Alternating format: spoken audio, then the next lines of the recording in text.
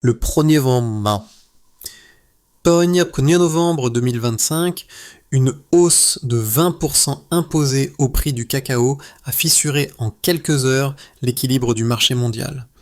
En coordonnant discrètement 3 pays représentant plus de 60% de la production, la décision a soudain contraint les industriels à renégocier, révélant un rapport de force que beaucoup pensaient immuable.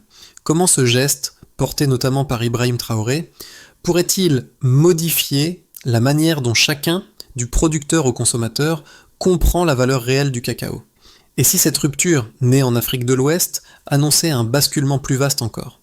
Ce changement tarifaire n'est pas seulement une hausse du prix du cacao, il constitue une mise à l'épreuve directe de l'architecture du commerce mondial. La décision en apparence technique expose immédiatement un risque central pour les pays producteurs: tenir leur position face à des multinationales habituées à dicter les règles. Pourtant, l'enjeu promis est clair et décisif: offrir aux producteurs africains une stabilité de revenus qu'ils n'ont jamais connue. Dans cette dynamique, la réforme cherche à garantir une rémunération plus juste, à rétablir un rapport de force longtemps déséquilibré et à ouvrir la voie à une valorisation locale accrue. Mais elle entraîne aussi une série d'interrogations sur la capacité des économies africaines à absorber la transition. Les industriels européens accepteront-ils durablement un prix plus élevé? Les chaînes d'approvisionnement s'adapteront-elles sans contournement? Un micro-hook surgit ici. Si cette expérimentation réussit, elle pourrait devenir le premier modèle africain capable d'imposer un cadre tarifaire collectif dans un secteur stratégique, redéfinissant l'ordre établi bien au-delà du cacao. Un élément passé presque inaperçu au début a pourtant tout fait basculer. En novembre 2025, 3 pays représentant plus de 60% du cacao mondial ont adopté simultanément un prix plancher commun. Cette coordination, discrète mais décisive, a révélé une inflexion historique dans la manière dont l'Afrique entend participer à la chaîne de valeur du cacao.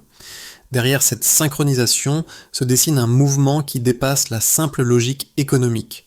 Pendant plus de 70 ans, les producteurs africains ont fourni au monde une matière première essentielle sans jamais capturer la richesse qu'elle générait réellement. Les multinationales définissaient les prix, contrôlaient les volumes et laissaient aux producteurs une marge infime, insuffisante pour investir, moderniser ou résister aux fluctuations extrêmes du marché mondial. Les communautés rurales, dépendantes d'un modèle quasi-colonial, s'enfonçaient dans l'instabilité: revenus imprévisibles, infrastructures fragiles, impossibilité de planification. C'est dans ce paysage figé qu'intervient l'initiative politique d'Ibrahim Traoré, transformant une résistance silencieuse en stratégie collective. Le Burkina Faso, le Ghana et la Côte d'Ivoire ont compris que seule une décision coordonnée pouvait renverser un rapport de force longtemps figé. En fixant un prix minimum 20% au-dessus des niveaux antérieurs, ils ont brisé l'idée selon laquelle l'Afrique devait s'adapter au marché plutôt que le structurer. Les premières réactions internationales ont confirmé l'ampleur de cette rupture.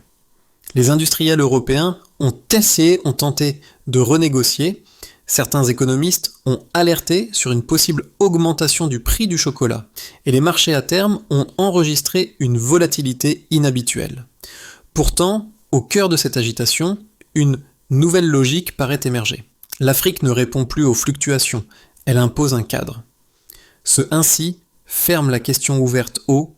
Si cette mesure semblait symbolique, elle marque en réalité le début d'une recomposition géopolitique autour d'une filière que le continent domine en volume, mais rarement en pouvoir. Pour comprendre la portée réelle de cette réforme, il faut suivre la trajectoire d'un acteur central, Ibrahim Traoré, dont la vision politique a servi de fil conducteur à une transformation jugée longtemps irréalisable. Dès son arrivée au pouvoir, il a fait de la souveraineté économique un axe stratégique, affirmant que le contrôle des ressources devait revenir aux pays producteurs plutôt qu'aux acheteurs internationaux. Dans cette optique, le cacao est devenu un terrain d'épreuve privilégié. Les premiers impacts se sont manifestés au niveau des communautés rurales, où la hausse de 20% du prix plancher a immédiatement modifié la structure des revenus. Dans certaines régions productrices, les familles ont pu stabiliser leurs dépenses essentielles et envisager des investissements élémentaires dans les exploitations. L'accès plus régulier à l'éducation et aux intrants agricoles, longtemps compromis par les variations de prix, est devenu un marqueur tangible de cette nouvelle dynamique. Un autre cas précoce de transformation concerne les unités locales de traitement du cacao.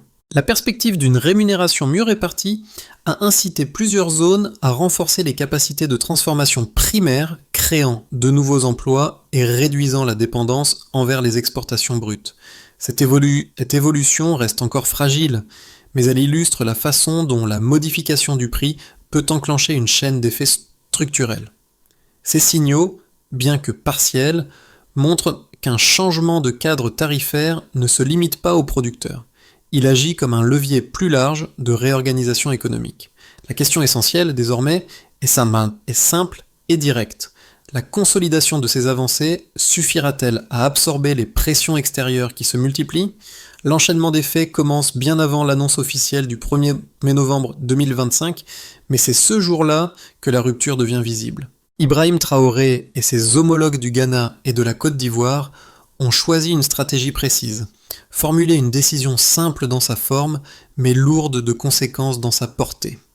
Le prix plancher, fixé 20% au-dessus des niveaux précédents, n'est pas présenté comme un ultimatum, mais comme une correction historique d'un déséquilibre persistant. L'activation est immédiate. Les marchés réagissent en quelques heures. Les chaînes d'approvisionnement s'agitent. Les analystes tentent d'établir des projections qui se contredisent déjà entre elles. Le premier mouvement venu de l'extérieur est une quête de renégociation. Les industriels européens, longtemps habitués à opérer sur une marge confortable, sollicitent des ajustements contractuels. Les négociations deviennent plus techniques. Elles s'alourdissent aussi. Certaines entreprises cherchent à étendre leurs sources d'approvisionnement en direction du Brésil ou de la Malaisie. Mais ces alternatives ne sont ni assez volumineuses, ni assez stables pour substituer pleinement le trio Burkina Faso, Ghana, Côte d'Ivoire. Ce constat crée un ralentissement dans les transactions et accroît une volatilité inhabituelle sur les marchés à terme. Le deuxième mouvement se joue à l'intérieur des pays producteurs. Là où les revenus étaient imprévisibles, une hausse de 20% modifie instantanément la marge de manœuvre des familles agricoles. Les dépenses essentielles cessent d'être conditionnées à la fluctuation du marché mondial. L'augmentation de la capacité à planifier introduit un changement structurel.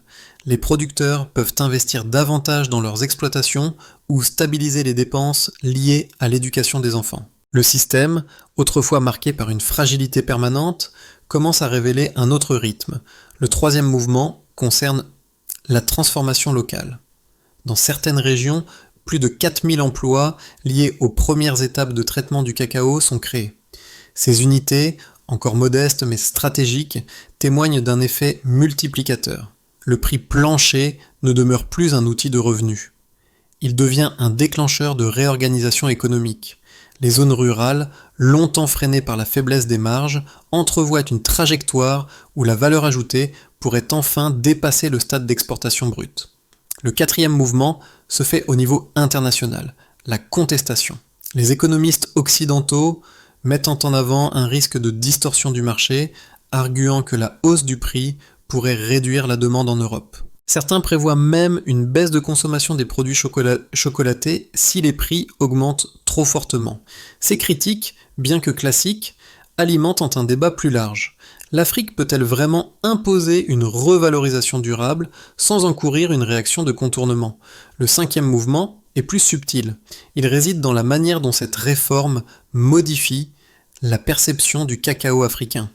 Au lieu d'être considéré comme une matière première parmi d'autres, il devient le symbole d'un rééquilibrage des rapports économiques. La chaîne de valeur, autrefois dominée par les multinationales, commence à révéler un autre centre de gravité. Cette dynamique crée une attente nouvelle. Si 3 pays parviennent à consolider cette position, d'autres secteurs agricoles pourraient envisager une trajectoire similaire. L'ensemble de ces événements montre qu'une décision tarifaire, lorsqu'elle est collective et portée politiquement, peut transformer une filière ancrée depuis des décennies dans une logique de dépendance. La solidité de la réforme initiée par Ibrahim Traoré ne repose pas seulement sur les principes politique ou sur la volonté de rééquilibrer le commerce international. Elle se mesure d'abord à travers les chiffres qui éclairent la rupture créée dans une filière longtemps caractérisée par la précarité. Avant l'instauration du prix plancher en novembre 2025, le revenu mensuel moyen d'un producteur de cacao était inférieur à 45 $. Ce montant, extrêmement bas, explique pourquoi tant de familles agricoles vivaient dans une instabilité chronique. La phrase clé ici est simple. Ce niveau de revenu empêchait toute projection sérieuse à long terme. En effet, il suffit d'observer combien cette somme ne couvre même pas les besoins fondamentaux dans de nombreuses zones rurales. La première évolution quantifiable apparaît quelques mois seulement après l'adoption du prix minimum. Une progression de 18% du revenu agricole moyen est enregistrée sur le premier trimestre suivant la réforme. Ce delta rapide, inattendu pour plusieurs observateurs, signale un basculement dans la manière dont la valeur est distribuée entre producteurs et acheteurs. Ici, une explication revient souvent. Cette hausse immédiate reflète un rééquilibrage tardif mais structurel. Ce n'est donc pas une exception statistique, mais une conséquence logique d'une valorisation mieux répartie au sein de la chaîne de production. En d'autres termes, l'amélioration du revenu n'est pas un bonus ponctuel, mais un indicateur de changement durable dans la structure tarifaire. Le troisième chiffre incontournable concerne l'emploi. Plus de 4000 postes liés à la transformation du cacao ont émergé dans les régions productrices. Cette montée en puissance des unités locales témoigne d'un effet multiplicateur rarement observé aussi rapidement dans un secteur agricole africain. Ici encore, une lecture synthétique s'impose. La création d'emplois montre que la valeur ajoutée commence à rester localement. Ces emplois, souvent concentrés dans les premières étapes du traitement du cacao, entraînent une dynamique nouvelle dans les zones rurales avec un impact direct sur les revenus et sur l'activité économique locale. Ces trois indicateurs constituent le socle quantitatif de la réforme. Ils démontrent que la mise en place du prix plancher ne se réduit ni à une mesure symbolique, ni à une revendication politique isolée. Au contraire, ils illustrent une transformation structurelle dans la manière dont l'Afrique, par la décision collective d'États souverains, redéfinit son rapport à la filière cacao. Les revenus plus élevés permettent aux familles d'anticiper, de stabiliser et d'investir. Les hausses rapides signalent un modèle de redistribution plus équilibré. Les emplois créés montrent que la valeur retenue localement produit des effets tangibles. Au-delà des chiffres, ces résultats renvoient à une autre réalité, les réactions internationales. Les industriels européens, confrontés à une hausse potentielle des coûts, tendent d'ajuster leur stratégie. Certains évoquent des hausses de prix pour les produits en chocolaté, d'autres cherchent des alternatives d'approvisionnement, mais aucune solution ne semble capable de reproduire à court terme le volume et la qualité du cacao des 3 pays africains. Cela confirme ce que sous-entend déjà l'évolution des indices. La réforme touche un point névralgique du système commercial mondial.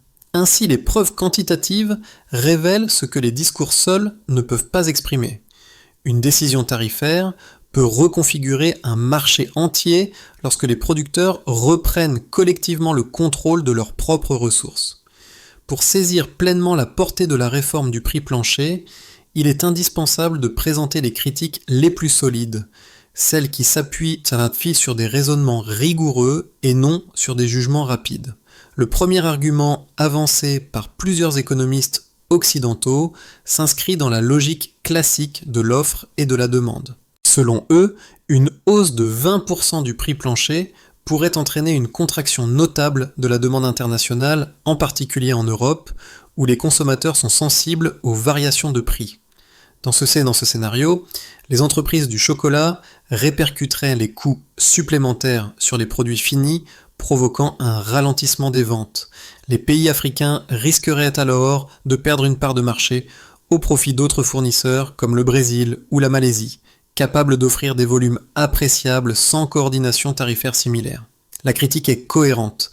Elle considère que l'intervention directe dans la formation des prix introduit un désavantage structurel difficile à absorber. Le second argument repose sur un problème interne potentiel, la surproduction. En garantissant un prix minimum supérieur au niveau antérieur, les producteurs pourraient être incités à accroître leur volume, parfois au-delà de ce que le marché peut absorber. Cette dynamique, si elle n'est pas maîtrisée, pourrait fragiliser l'équilibre des filières rurales, créer des stocks excédentaires et à terme rendre les États dépendants d'un mécanisme de soutien permanent. Les critiques soulignent également que l'absence d'absorption suffisante pourrait provoquer des tensions politiques locales, surtout dans les zones où les attentes ont rapidement augmenté avec la réforme. Ces arguments, pris séparément, mobilisent des risques réels. Cependant, les éléments contenus dans les faits rapportés invitent à une interprétation complémentaire. La réforme ne repose pas sur une décision isolée, mais sur une coordination entre 3 pays qui représentent ensemble plus de 60% du cacao mondial. Cette cohésion réduit mécaniquement le risque d'isolement commercial. Par ailleurs, les premiers résultats montrent une amélioration immédiate du revenu agricole, une stabilisation des conditions de vie et la création de milliers d'emplois liés à la transformation locale. Autrement dit, la réforme ne cherche pas seulement à augmenter les prix, elle vise à reconstruire un rapport de force et une dignité économique longtemps confisqués. Un tournant silencieux apparaît. Au milieu des tensions commerciales et des projections contradictoires, un détail commence à modifier la lecture générale. La réforme ne se contente plus de redistribuer la valeur, elle reconfigure la position géopolitique de ceux qui la portent. Alors, dans cette dynamique, le rôle d'Ibrahim Traoré prend une dimension particulière, car sa stratégie révèle un point de bascule que beaucoup n'avaient pas anticipé. Ce changement s'observe lorsque les industries européennes, malgré leurs inquiétudes initiales, constatent que les alternatives d'approvisionnement restent limitées. Le Brésil et la Malaisie ne peuvent absorber immédiatement le volume, ni égaler la qualité attendue par les grands fabricants. Cette contrainte inattendue déplace le centre des négociations. Ce ne sont plus les acheteurs qui fixent les marges, mais les producteurs qui déterminent le seuil minimal. À ce moment précis, une nouvelle couche de compréhension s'impose. La réforme agit comme un test grandeur nature de la capacité africaine à se coordonner autour d'un intérêt économique commun. L'effet dépasse donc le cacao. Il mesure la possibilité pour d'autres secteurs stratégiques d'adopter une logique similaire. Le midpoint révèle ainsi une vérité simple. Une décision tarifaire peut devenir une matrice de pouvoir dès lors qu'elle repose sur une alliance solide. Les premiers résultats de la réforme montrent que ces effets ne se limitent pas à un réajustement technique. Ils se déploient dans 4 directions majeures, touchant directement les producteurs, les entreprises, les consommateurs et l'équilibre géopolitique. Dans cette dynamique, la vision portée par Ibrahim Traoré sert de fil conducteur à une recomposition plus vaste. Pour les familles agricoles, l'impact est immédiat. La hausse de 20% du prix plancher transforme la capacité de planification, jusque-là inexistante. Dans plusieurs régions productrices, les revenus deviennent plus stables, ce qui permet d'envoyer les enfants à l'école plus régulièrement et de financer des intrants agricoles autrefois trop coûteux. Les producteurs, longtemps réduits au statut de simples fournisseurs, accèdent à une marge d'action réelle. Cette stabilisation ne crée pas encore une prospérité généralisée, mais elle met fin à une précarité structurelle. Le cacao cesse d'être une ressource dont la valeur échappe entièrement à celles et ceux qui la cultivent. Du côté des industriels européens, la réaction est plus contrastée. La nécessité de renégocier les contrats bouleverse les routines d'approvisionnement, et certains fabricants anticipent une augmentation des prix des produits chocolatés, estimée entre 5 et 8%. Pourtant, malgré ces craintes, les alternatives restent limitées. Ni le Brésil, ni la Malaisie ne sont capables de fournir des volumes équivalents au trio Burkina Faso, Ghana, Côte d'Ivoire. Cette contrainte objective oblige les entreprises à revoir leur modèle tout en reconnaissant qu'un pouvoir de négociation nouveau s'est installé du côté africain. L'adaptation est donc forcée, mais elle reste inévitable. Pour les consommateurs, l'effet se manifeste d'abord dans les prix, qui augmentent progressivement sur les marchés européens. Cette hausse suscite des débats sur l'origine des produits chocolatés et sur les conditions de travail des producteurs. Certains consommateurs, sensibles à la dimension éthique, commencent à percevoir l'achat d'une tablette de chocolat non plus comme un acte anodin, mais comme un choix lié à la justice économique. Cette prise de conscience reste minoritaire, mais elle ouvre la voie à une revalorisation du rôle des producteurs dans la chaîne globale. Sur le plan géopolitique, le changement est profond. L'Afrique, longtemps cantonnée au rôle de fournisseur de matières premières, revendique désormais le pouvoir de fixer des règles tarifaires. Cette affirmation de souveraineté crée des tensions avec les grandes puissances économiques qui s'inquiètent d'un modèle susceptible de s'étendre à d'autres ressources stratégiques. La décision soutenue par Ibrahim Traoré devient ainsi un précédent. Elle montre qu'une coalition régionale peut remodeler un marché mondial en imposant un prix minimum. L'équilibre traditionnel, fondé sur la dépendance et les marges serrées imposées aux producteurs, se trouve fragilisé. Ces 4 dimensions convergent vers une même conclusion. La réforme du cacao a déclenché une dynamique dont les effets dépassent largement le cadre agricole. Elle recompose les relations entre continents, acteurs économiques et consommateurs, ouvrant la voie à des transformations plus larges. À ce stade de la réforme, 3 trajectoires plausibles peuvent émerger au cours des 6 à 12 prochains mois. Elles ne constituent pas des prédictions, mais des lignes de tension autour desquelles la dynamique pourrait se structurer en fonction des réactions des marchés, de la coordination régionale et de la capacité des pays producteurs à maintenir un front commun. Dans un premier scénario, dans cette projection, le Burkina Faso, le Ghana et la Côte d'Ivoire poursuivent leur coordination tarifaire sans heurts majeurs. Le prix plancher demeure, les producteurs consolident leurs revenus et les investissements agricoles progressent lentement mais régulièrement. Les unités locales de transformation gagnent en capacité, renforçant la création d'emplois et la rétention de valeur. Les acheteurs européens, malgré une hausse des coûts, finissent par stabiliser leur stratégie d'approvisionnement. La réforme s'enracine donc comme une nouvelle norme et les pays producteurs consolident une influence accrue dans les négociations internationales. Cette trajectoire ne comporte pas de rupture spectaculaire, mais avance par solidification progressive. Dans un second scénario, ici les pressions extérieures s'intensifient. Les industriels européens accélèrent la recherche d'alternatives, multipliant les contrats exploratoires avec d'autres régions productrices. Une partie de la demande pourrait se contracter si la hausse du prix du chocolat se confirme dans plusieurs segments de marché. Les tensions diplomatiques augmenteraient et certaines tentatives de renégociation viseraient à affaiblir la cohésion des 3 pays africains. Dans les zones rurales, un ralentissement temporaire des revenus pourrait engendrer des inquiétudes et fragiliser la dynamique de confiance initiale. Le prix plancher resterait, mais sous une pression constante. Dans un troisième scénario, dans cette trajectoire, les défis structurels internes prennent le dessus. Si la transformation locale ne suit pas le rythme espéré ou si la gestion de la surproduction devient difficile, une partie des communautés pourrait s'impatienter. Les bénéfices attendus ne se matérialiseraient pas assez vite, provoquant des tensions sociales ou politiques. La cohésion régionale pourrait s'effriter, laissant place à des divergences sur la manière de maintenir le prix plancher. Cette situation affaiblirait le rapport de force collectif et redonnerait un avantage significatif aux acheteurs internationaux. Recommandation de pensée, ces scénarios doivent être appréhendés comme des tensions plutôt que comme des destinations. Ce ne sont pas des chemins figés, mais des zones de vigilance permettant aux pays africains de maintenir, ajuster ou renforcer une souveraineté économique encore fragile. L'enjeu central, dans chacun des cas, est la capacité à préserver la coordination régionale sans céder aux pressions ni aux divergences internes. Les effets de la réforme du cacao ne se jouent pas seulement dans les chiffres ou les rapports de force internationaux. Ils traversent aussi le quotidien de plusieurs catégories d'acteurs qui, chacun à leur manière, voient leur relation à ce produit se transformer.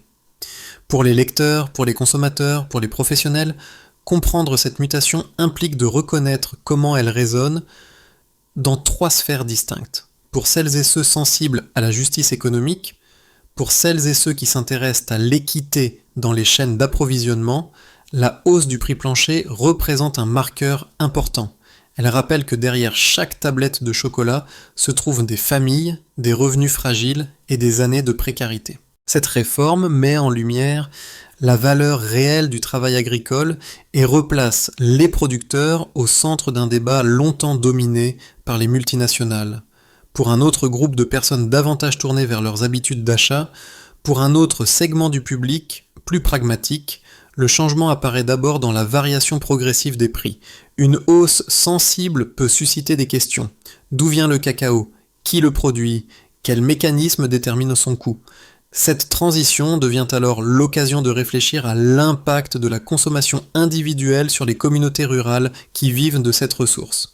Pour les professionnels du secteur alimentaire, pour les professionnels du secteur, la réforme crée une contrainte mais aussi une ouverture. Elle oblige à revoir les modèles économiques, à s'interroger sur la durabilité de la filière et sur la manière d'intégrer des marges plus justes.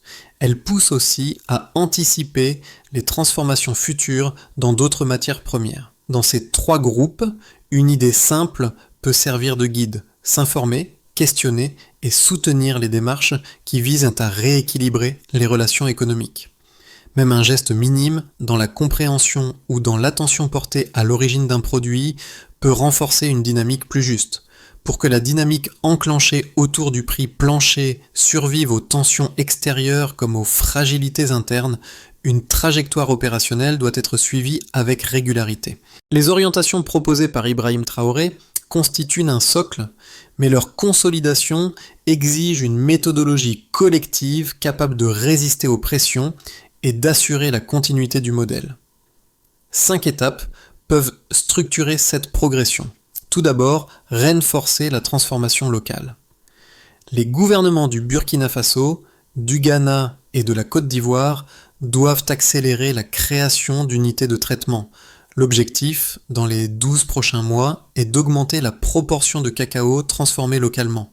La mesure du succès repose sur le nombre d'emplois créés et sur la capacité des unités à absorber les volumes. Ensuite, accompagner les producteurs. Des programmes de formation doivent être lancés avant la prochaine saison agricole.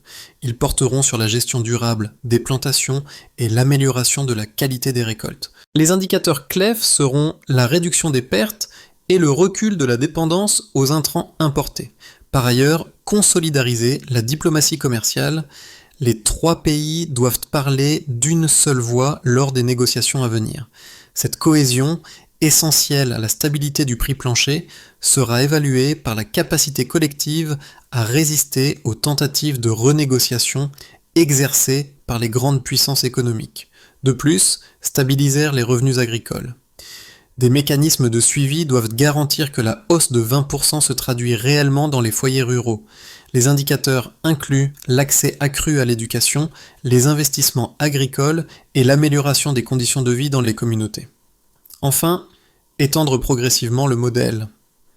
Si les résultats se confirment, d'autres secteurs agricoles pourraient être préparés à un modèle similaire. Cette extension devra suivre une logique progressive et mesurable en veillant à ne pas reproduire les déséquilibres antérieurs.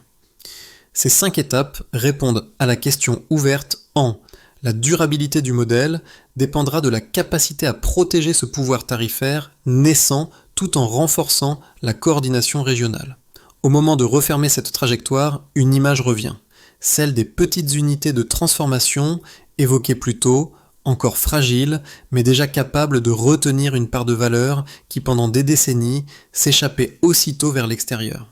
Ces lieux modestes, installés au cœur des régions productrices, incarnent mieux que n'importe quel discours la portée de la réforme. C'est là que l'on mesure ce que signifie concrètement la reprise de contrôle. Dans cette évolution, le rôle d'Ibrahim Traoré trouve son écho le plus fort. Non pas parce qu'il aurait transformé la filière à lui seul, mais parce que sa vision a donné un axe, un horizon et une cohérence à des aspirations longtemps dispersées. La réforme du cacao devient alors plus qu'un levier économique. Elle traduit une volonté collective de redonner dignité et autonomie à celles et ceux dont le travail semblait invisible. Cette dynamique n'efface pas les risques ni les tensions, mais elle rappelle qu'un changement réel commence souvent par un geste simple, décider que la valeur doit enfin être reconnue à sa source. C'est ce mouvement, fragile et puissant à la fois, qui ouvre désormais une brèche dans l'ordre établi, et il pose une question discrète mais tenace. Jusqu'où cette brèche peut-elle s'élargir ?